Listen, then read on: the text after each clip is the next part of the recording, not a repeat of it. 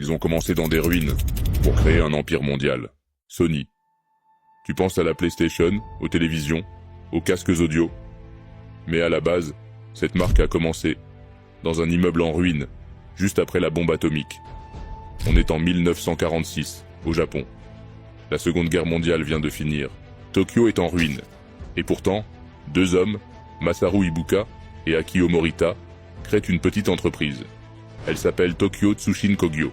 Leur mission, reconstruire le pays, grâce à la technologie. Leur premier succès, un cuisoir à riz qui brûlait le riz, échec total. Mais ensuite, ils inventent la première radio japonaise à transistor. Léger, portable, moderne, ça cartonne aux États-Unis. Ils veulent un nom plus simple pour l'international.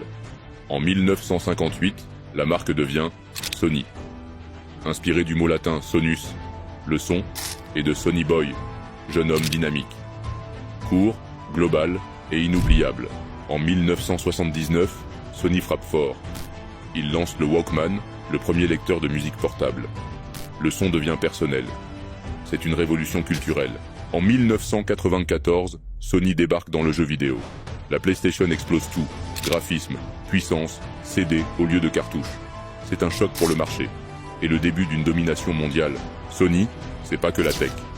C'est aussi le cinéma, Sony Pictures, la musique, Sony Music, les capteurs photo, les téléviseurs.